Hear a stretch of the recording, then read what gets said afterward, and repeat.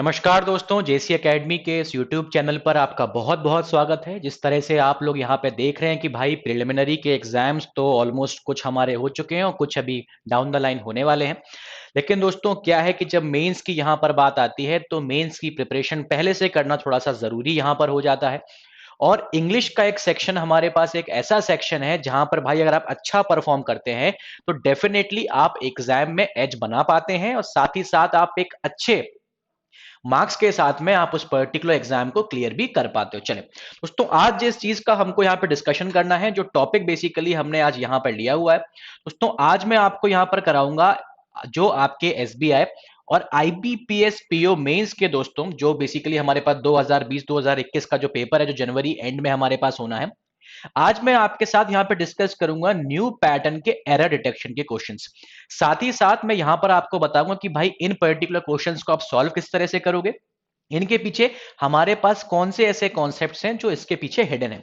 साथ ही साथ जब मैं आपको प्रीवियस ईयर के प्रॉब्लम यहां पर कराऊंगा तो आपको एक आइडिया मिल जाएगा कि भाई किस टाइप के प्रॉब्लम्स यहां पर आपके पास आते हैं और कितनी और मेहनत करने की आपको यहां पर जरूरत है। दोस्तों इसके साथ ही साथ यदि अभी तक आपने मेरे टेलीग्राम चैनल को सब्सक्राइब नहीं किया, अगर आप उससे नहीं जुड़े हैं तो फटाफट से आप मेरे इस टेलीग्राम चैनल से जुड़ जाइए।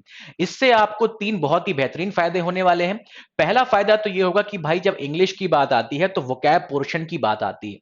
वोकैबुलरी एक बहुत इंपॉर्टेंट पार्ट है इंग्लिश के सेक्शन को लेकर के। तो यहां पर क्या है कि भाई मैं आपको इस पर्टिकुलर टेलीग्राम चैनल पर रोज इंग्लिश की एक फ्री पीडीएफ प्रोवाइड करता हूं, जिसमें हम आपको वोकैबुलरी का कंटेंट प्रोवाइड कराते हैं। ये पूरा का पूरा जो कंटेंट वोकैबुलरी का है, ये करंट अफेयर्स से लिया जाता है क्योंकि उस पर ही बेस्ड क्वेश्चंस आते हैं। साथ ही साथ अभी जो phrasal verb, miss spelled words और इडियम्स एंड फ्रेजेस के भी जो क्वेश्चंस आने लगे हैं वो भी हमने इसमें इंक्लूड किए हैं। साथ ही साथ आपके डाउट्स भी इस पर्टिकुलर ग्रुप के माध्यम से सॉल्व होंगे। इतना ही नहीं, जो भी हमारे अपकमिंग वीडियोस होंगे और जो रेलेवेंट इंफॉर्मेशन होगी वो भी आपको यहां पर मिलती रहेगी। चले तो बिना किसी देरी के हम लोग स्टार्ट करते हैं। दोस्तों डायरेक्शंस में इसके एक बार यहां पे पढ़ देता हूं क्योंकि ये नए पैटर्न के क्वेश्चंस आपके पास हैं। यहां पर क्या लिखा है, in the following question multiple sentences have been given, each sentence has been divided into few parts which may or may not carry an error. The error if any will be in one part of the sentence, the number corresponding to that part and the sentence in which it is will be your answer. If the given sentences carry no error, mark all are correct as your answer. Ignore the errors of punctuation if any. ठीक दोस्तों, यहां पर करना क्या है, पहला problem तो आपके पास यहां पर आ गया। उसने यहां पर बेसिकली क्या है, नए पैटर्न के हमारे पास क्वेश्चंस में क्या है, उसने यहां पर आपको तीन बेसिकली स्टेटमेंट दिए हैं। एक आपके पास ए है, एक आपके पास बी है और एक आपके पास यहां पर सी है।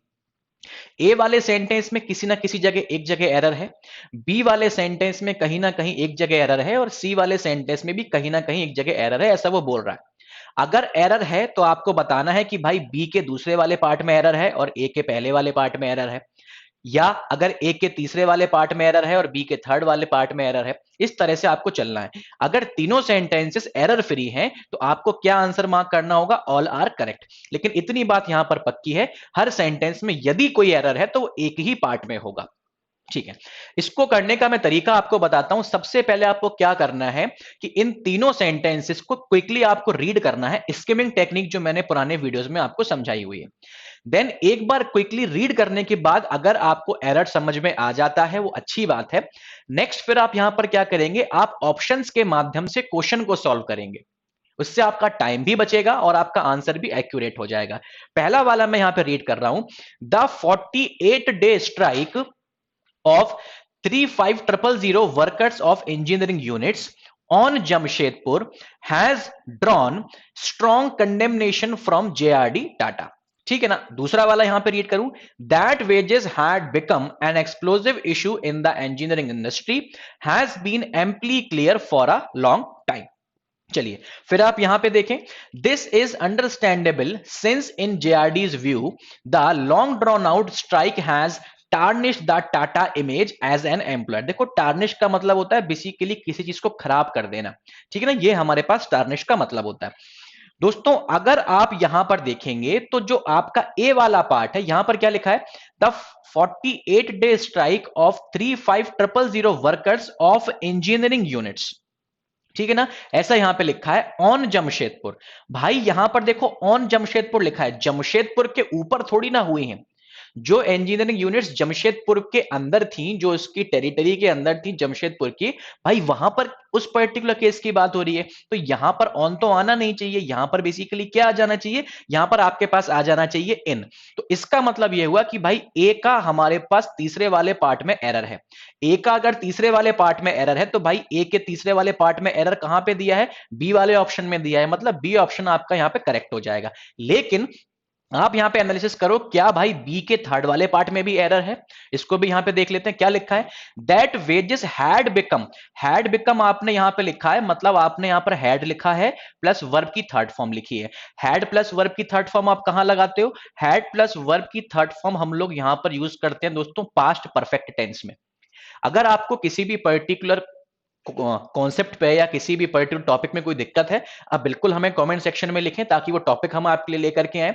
साथ ही साथ जो हमारा वीडियो कोर्स है दोस्तों, वहां पर हर चीज बहुत ही ज्यादा कॉन्सेप्चुअली और इन डेप्थ एनालिसिस के साथ में बताई गई है। चले, an explosive issue in the engineering industry has been amply clear for a long time. ये यहां पे लिखा है।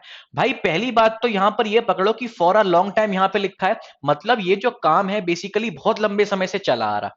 ठीक है ना, ये जो बेसिकली काम है ये बहुत लंबे समय से चला आ रहा है। अब आप यहां पर ये देखिए कि भाई ये जो सेंटेंस का कॉन्टेक्स्ट है, ये जो सेंटेंस का हमारे पास कॉन्टेक्स्ट है दोस्तों, ये हमारे पास क्या है, पास्ट का है। किस चीज का है, पास्ट का है। लेकिन जो थर्ड वाले पार्ट में आपने लिखा है ना, वो हैज बीन लिख दिया। दोस्तों हैज लिखा है प्लस आपने यहां पे क्या लिखा है, बीन लिखा है। हैज या हैव का आप जब प्रयोग करते हैं प्लस यहां पर आपने क्या लिखा है, वर्ब की थर्ड फॉर्म। ये आप कहां पे लिखते हो, ये आप लिखते हो प्रेजेंट परफेक्ट में। कहां लिखते हो, ये आप यहां पे लिखते हो प्रेजेंट परफेक्ट में। तो दोस्तों जब कॉन्टेक्स्ट आपके पास बेसिकली पास्ट का है, टाइम यहां का कब का है, पास्ट का है। देखिए हमेशा एक चीज ध्यान रखिएगा कि टाइम के हिसाब से टेंस चलता है, इस बात को हमेशा ध्यान रखें। तो यहां पर हैज नहीं होना चाहिए, यहां पर क्या आ जाएगा, यहां पर हैड आ जाना चाहिए। ठीक है ना, इस बात को आपको यहां पे ध्यान रखना है। तो बी के भी थर्ड वाले पार्ट में हमारे पास यहां पर एरर था। नेक्स्ट हम लोग यहां पे मूव करते हैं, the union labour ministry after several infructuous efforts to sort out matters had been compelled to pass the dear to the states. ठीक है ना, चलिए अब आप यहां पे देखो, यहां पे अब हमारे पास क्या है, नेक्स्ट यहां पे लिखा है, several months had elapsed after the settlement in Calcutta and yet employers at Jamshedpur had done little to seek a negotiated settlement of wages with workers. Third वाला यहां पे रीड करता हूं, जो आपका सी वाला पार्ट है, the element of inter group rivalries between workers also played a part in the Jamshedpur strike need not to be disputed. दोस्तों अगर आप यहां पर देखेंगे तो आप यहां पर ये देखो, भाई यहां पे क्या लिखा है, यहां पर आपके पास बेसिकली ऐसा लिखा है यहां पे हमारे पास क्या लिखा है, the union labour ministry after several infructuous efforts to sort out matters had been compelled to pass the dear to the states. ठीक है ना। अब बहुत ध्यान से मेरी बात सुनिए दोस्तों, ये जो पास द डीर यहां पे लिखा हुआ है, अब आपको यहां पर क्या करना है, ये बेसिकली हमारे पास एक, इसको आप फ्रेज बोल सकते हैं, इडियम एंड फ्रेज का भी आप इसको एक हिस्सा बोल सकते हैं। दोस्तों देखो पास द डीर कुछ नहीं होता, बेसिकली हमारे पास क्या होता है, हमारे पास जो फ्रेज होती है वो बेसिकली आपके पास होती है पास द बक। ठीक है ना। ये सब चीजें आपको कहां से देखने को मिलेंगी, ये अपडेटेड कंटेंट है जो आपको हमारे टेलीग्राम चैनल पर जो वोकैब की पीडीएफ आ रही है वहां पर आपको मिल जाएगा। पास द डीर कुछ नहीं होता, पास द बक बेसिकली हमारे पास ये फ्रेज निकल करके आती है। तो ए के फोर्थ वाले पार्ट में हमारे पास गड़बड़ है। तो बट नेचुरल सी बात है कि भाई बी वाला जो ऑप्शन है ना, यही वाला आपके पास सही होगा। ए वाले पार्ट में फोर्थ वाले हिस्से में गलत है। अब सी वाले के क्या सेकंड वाले पार्ट में भी गलती है, आइए अपन इसको एक बार देख लेते हैं। यहां पे क्या लिखा है, the element of the inter group rivalries between workers also played a part. अब बहुत ध्यान से मेरी बात सुनिए दोस्तों, जो बिटवीन आपके पास यहां पे लिखा हुआ है, बिटवीन एक हमारे पास प्रिपोजिशन है। प्रिपोजिशन की काफी अच्छी अंडरस्टैंडिंग आपको हो सकती है, वीडियोस हमारे काफी सारे इसमें पड़े हुए हैं। ठीक है ना, प्लेलिस्ट में आपको मिल जाएंगे। दोस्तों बिटवीन हम लोग तब लगाते हैं जब भाई दो इंसानों की बात होती है, एक इंसान ये है और एक इंसान ये है, इसको मैं ए बोल रहा हूं, इसको मैं बी बोल रहा हूं। अगर इन दोनों के बीच की बात है तब तो यहां पर आप बिटवीन लिख दीजिएगा। लेकिन भाई दो लोगों की थोड़ी ना बात हो रही है, बात तो यहां पे वर्कर्स की हो रही है, बहुत सारे लोग होंगे। तो यहां पर आप क्या करोगे, बिटवीन आपको यहां से हटाना पड़ेगा। दो लोगों के लिए बिटवीन यूज कर सकते हैं। दो से जब ज्यादा हमारे पास होंगे तो बेटर है हम यहां पे क्या लिख दें, बेटर है आप यहां पर क्या लिख दीजिए, अमोंग आप यहां पर लिख दीजिए। चलिए नेक्स्ट यहां पे मूव करते हैं। Through its actions the Donald Trump administration has unequivocally announced, ठीक है ना, that 2020 will be a year of violence. अब यहां पर देखो इक्विवोकल का मतलब क्या होता है, इक्विवोकल का मतलब होता है अनक्लैरिटी जहां पर होती है ना, उसको अपन इक्विवोकल बोलते हैं। लेकिन यहां पर क्लैरिटी पूरी तरीके से है क्योंकि यहां पर उसने उसका भी उल्टा लिखा हुआ है, अनइक्विवोकली मतलब पूरी तरीके से क्लियर है। तो उसने यहां पर क्या बोला कि भाई 2020 जो होगा वो वायलेंस का एक हमारे पास साल होगा, ठीक है ना। प्रीवियस ईयर का आया हुआ है आपके पास सवाल है, अच्छे लेवल के जितने भी सवाल आए सारे के सारे हमने स्लाइड में डाले हुए हैं। नेक्स्ट पढ़ें, the American elite of all huge, ठीक है ना, लिबरल और conservative is blinded by its faith in American military supremacy but remains convinced that the world is destined to play by its rules।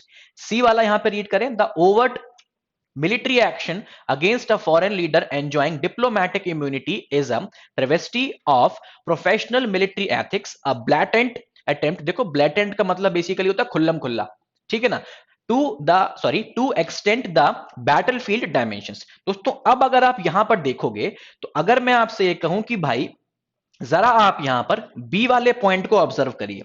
B वाला point यहां पे क्या लिखा है, the American elite of all hues, liberal or conservative, is blinded by its faith in American military supremacy but remains convinced, ठीक है ना। भाई देखो बट का इस्तेमाल हम लोग तब करते हैं जब हमारे पास कॉन्ट्राडिक्शन की बात होती है। किसकी बात होती है, कॉन्ट्राडिक्शन की बात होती है। जब कॉन्ट्राडिक्शन होगा तब हम लोग बट का इस्तेमाल करते हैं। लेकिन भाई यहां पर आप ये देखो कहीं पर भी कॉन्ट्राडिक्शन की बात यहां पर नहीं हो रही है, कॉन्ट्राडिक्शन नहीं हो रहा है। वो यहां पर क्या बोल रहा है कि भाई दो चीजें ऐसी हैं, वो बेसिकली दो चीजों को बताने का प्रयास कर रहा है, वो दो चीजों को रिफर करने का प्रयास कर रहा है। एक हमारे पास ये वाला हिस्सा आ जाता है, ठीक है ना, और एक हमारे पास ये वाला हिस्सा आ जाता है।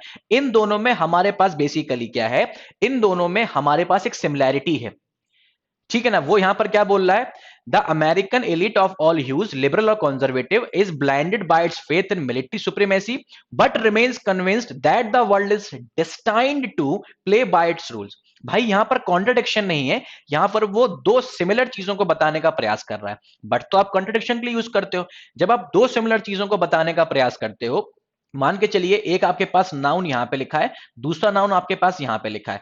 अब ये दो चीजें आपके पास एक जैसी हैं तो आपको इनको रिलेट करना पड़ेगा।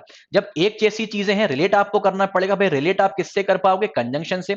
नो डाउट यहां पे बट लिखा हुआ था, बट आप तब लिखते जब वहां पर कॉन्ट्रडिक्शन होता, ठीक है ना। यहां पर कॉन्ट्रडिक्शन तो है नहीं तो बेटर है, क्योंकि सिमिलर टाइप की चीजें हैं और एक जैसी चीजें हैं, हम यहां पर कौन सा कंजंक्शन लिखते हैं, एंड। तो बी वाले के थर्ड वाले पार्ट में हमारे पास गड़बड़ है। इसका मतलब बी वाले के थर्ड वाले पार्ट में गड़बड़ है तो डी ऑप्शन होना चाहिए। ये एक से ही आपको समझ में आ जाएगा। अब ये देखते हैं क्या सी के फोर्थ वाले पार्ट में भी हमारे पास दिक्कत है क्या। चलिए, the overt military action against a foreign leader enjoying diplomatic immunity is a travesty of professional military ethics, a blatant attempt to extend the battlefield dimensions, ठीक है ना। अब बहुत ध्यान से मेरी बात सुनिए दोस्तों, ये जो एक्सटेंड होता है ना, ये जो एक्सटेंट यहां पे लिखा हुआ है, ये जो एक्सटेंट आपके पास यहां पे लिखा है, ये क्या है, ये यहां पर बेसिकली क्या है दोस्तों, देखिए जो E X T E N T आपके पास होता है, ये एक्सटेंट आपके पास एक नाउन है। क्या है, नाउन है। ये हमारे पास बेसिकली क्या हो गया, नाउन हो गया। लेकिन आप यहां पे देखो, अब ब्लेटेंट अटेम्प्ट टू डैश, मतलब कुछ ना कुछ यहां पर एक्टिविटी डिनोट हो रही होगी।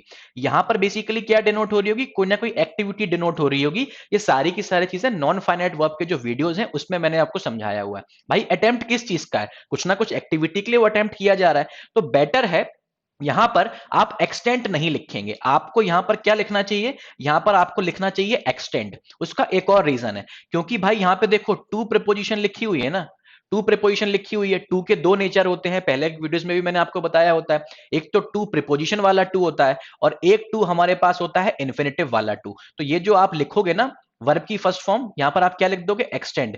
तो आपका मतलब यहां पर पूरी तरीके से सही यहां पर बन जाएगा। ये चीज मैं आपको पहले भी बता चुका हूं। तो यहां पर एक्सटेंट नहीं होना चाहिए, एक्सटेंड यहां पर होना चाहिए।